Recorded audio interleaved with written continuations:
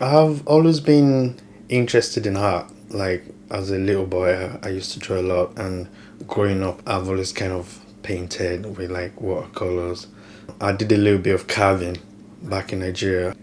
My parents, I think they saw that I was getting distracted from my education, and they just kind of stopped me from, doing the carving or going back to the workshop. But I was still kind of painting at home and drawing at home.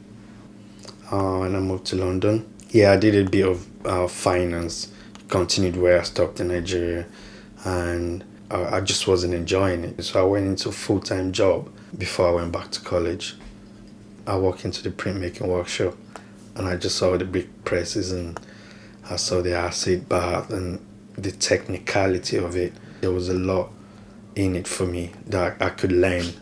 So I just fell in love with printmaking straight away. I get inspiration from everywhere.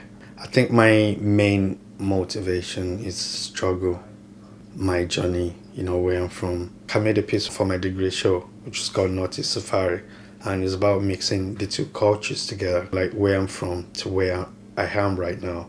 A vision from a landscape in Africa and trying to put it somewhere in Scotland. It's not meant to be there, but it's there. So it's a kind of question as well. I'll pick on something that maybe I remember from a little child, then I'll do more research into it. Like the baobab trees. There were a couple of them, about 5 to 10 of them, around my estate when I was growing up. But by the time I was age 10, they were all gone. Then I started reading more about the trees, about deforestation. So one thing always leads to another. It's like a kind of investigation. When I go to galleries, I just like to engage. I like the kind of piece I'll stand in front of for about maybe 10, 15 minutes and try to interpret it in my own way or try to find a meaning to it.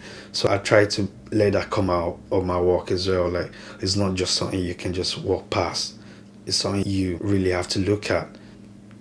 The piece I just finished showing at the area at the moment, it's called The Questions, and it was just everything going on in my head right at that time, or in my life, or in my family, or on the news, or in Aberdeen, China. It's about everything, and I try to fit as much as possible, and or the way I think maybe things should work, like the tuition fee, like the riot in London, and like the war in Iraq, or IS, or corruption in the Catholic Church or Islam. It's kind of trying to write a novel or trying to tell a story. It can be a bit depressing sometimes. How many like rhino got killed last year, or how many elephant got killed last year, or how many lakes has dried out. I look at the world in a different way now.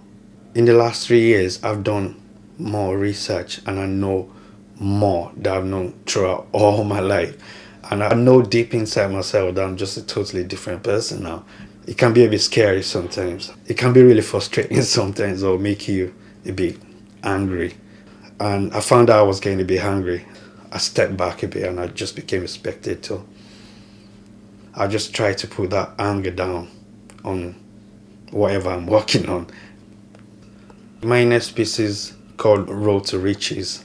I'm just trying to convey the idea of how we abuse our environment. There's a lot of countries in the world right now that all they're doing is just taking. We don't really care how it's going to affect the wildlife or the environment, and the rich are getting richer. I work non-stop. Like, I find it really hard to switch off. I kind of constantly thinking about the next idea. Before I finish one piece, I probably get 5 other ideas out of it. I might try something on a lino that I think, because of the contrast, it might work better with tones, and that means I have to move it to etching. Or I might think this might actually look good in 3D, so that'll take it to carving.